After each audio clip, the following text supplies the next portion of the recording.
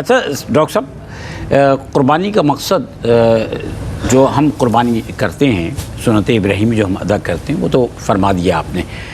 اب بات یہ ہے کہ جو قربانی ہے اس کا جو نظریہ ہے یا قربانی ہے وہ خاص اسلام کے لیے نہیں ہے، بلکہ اگر دوسری قوموں کو دیکھا جائے تو یہ تصور اور یہ جذبہ ان میں بھی پایا جاتا ہے۔ اس نسبت سے آپ کیا فرمائیں گے؟ اعوذ باللہ من الشیطان الرجیم، بسم اللہ الرحمن الرحیم، مولا صلی وسلم دائما ابدا علی حبیبک خیر الخلق کلہم، یا رب بالمصطفیٰ بلغ مقاصدنا واغفر لنا ما مضی یا واسع الکرم۔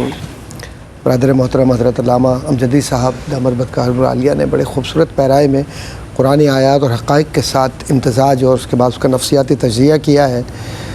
اللہ آپ کے علم میں مزید اضافہ فرمائے، ان میں برکت ہو۔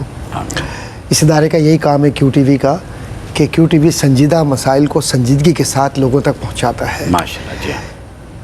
قربانی جس کو ہم قاف کے ساتھ کہتے ہیں، دوسرے جو عقائد ہیں اس کو انگریزی کے اندر قربانی یا قربانی کے لفظ سے موسوم کیا جاتا ہے۔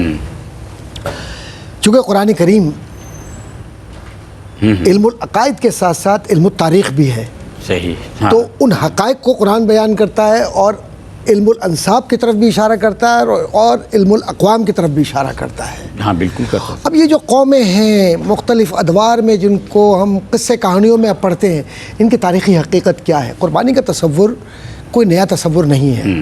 دین اسلام نے جو دین حقیقت ہے اور دین محمدی صلی اللہ علیہ وسلم ہے اور عمل محمدی صلی اللہ علیہ وسلم ہے اور اللہ کے پسندیدہ ادیان میں دین اسلام ہی ان الدین عند اللہ الاسلام ہے، تو اس نے کس طریقے سے انصاف کیا؟ اسلام نے ریجیکٹ نہیں کیا ہے، اصلاح کی ہے۔ دیکھیے بات کو سمجھیے گا، تو ریسپیکٹ دی ہے، جس کو ہم کہتے ہیں انگریزی کے اندر آج کے دور کے اندر respect to culture, respect to festivities, respect to rituals, اور کس طریقے سے دیا ہے۔ اب آئیے ذرا سا تاریخی تناظر میں دیکھیں یہودی۔ اب جو یہودیوں کا جو خدا کا تصور ہے اور ان کے ہاں جو قربانی کا تصور ہے، اور قربانی کے تصور کے اندر میں مختصراً صرف یہ اشارہ دیتا ہوا چلوں گا کہ یہ جو مینڈا ہے یا بکرا ہے، اس کی قربانی دی جاتی رہی ہے، اور جو ہیکل سلیمانی جس کا آج بھی تذکرہ ہوتا ہے، اس پر مسلسل قربانی ہوتی تھی، اور تصور رب کی رضا۔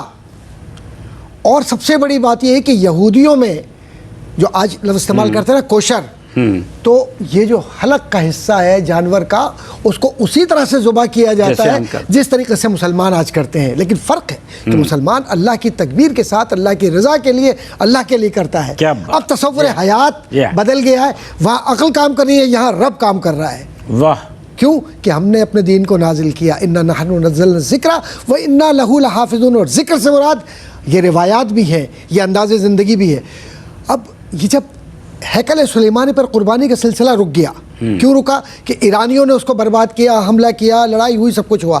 پھر اب ان کا عقیدہ یہ ہے کہ پھر ایک کوئی شخص آئے گا، پھر دوبارہ یہ جاری ہوگا، لیکن الحمدللہ مسلمانوں کی قربانی کا سلسلہ یہ ہے کہ میرے مصطفیٰ کریم کا یہ فیض اور ان کی سنت اور ان کا طریقہ کار یہ ہے کہ حضرت ابراہیم علیہ السلام نے جس دین کو پہنچایا اور جس کو مصطفیٰ کریم صلی اللہ علیہ وسلم جو آخری نبی ہیں ہمارے، اب ان کے بعد کوئی نہیں آئے گا، جس طریقے سے بتلا دیا کہ جانور کیسے لینا ہے، کس طرح قربان کرنا ہے، اور تسلسل کیسے ہوگا، اور جو اللہ نے آپ کو دیا ہے، جب آپ صاحب استطاعت ہیں، جیسے قبلہ مفتی صاحب نے فرمایا، تو آپ کو اللہ کی رضا کے لیے قربانی دینی ہے، تو وہ قربانی کا سلسلہ جاری ہے۔ لیکن یہودیت میں سلسلہ بند ہو گیا۔ اب آ جائیے عیسائیت میں۔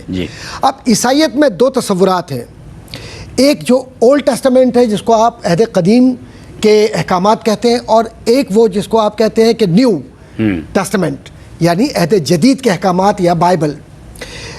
ان میں جو عہد قدیم کا بائبل کا تصور ہے، اس میں بہت واضح طور پر قربانی کا تصور موجود ہے۔ اچھا جی، اور بائبل کی بات کر رہا ہوں میں، اوریجنل بائبل کی بات کر رہا ہوں۔ اس بائبل کے اندر کمال یہ ہے کہ اس بائبل میں نبی کریم صلی اللہ علیہ وسلم کی آمد کا سلسلہ بھی حضرت عیسیٰ علیہ السلام نے بیان کر دیا کہ میرے بعد آئے گا، اور قرآن نے بھی کہا یاتی من بعدی اسمہ احمد، کہ میرے بعد ایک شخصیت آئے گی جن کا نام احمد ہوگا۔ تو یہ عربک میں ہو گیا، اور وہاں پر چونکہ حضرت عیسیٰ علیہ السلام عربی زبان نہیں بولتے تھے، وہ تو انہوں نے مقامی طور پر لوگوں کو بتلایا کہ ان کی صفات کیا ہوں گی، کس طریقے سے آئیں گے۔ اب ان میں سے صفات میں ایک صفت یہ بھی کہ وہ قربانی کرے گا، قربانی کو جاری کرے گا، تو اس کا مطلب یہ ہوا کہ سنت ابراہیمی. اب سنت ابراہیمی پر حضرت کہ یہودیت بھی، عیسائیت بھی، اور اس کو پھر اب جو آج کا دور ہے، اس دور میں بھی اب جو کتب موجود ہیں ان میں یہ تصور موجود ہے کہ قربانی آج بھی بعض مقامات پر جاری ہے.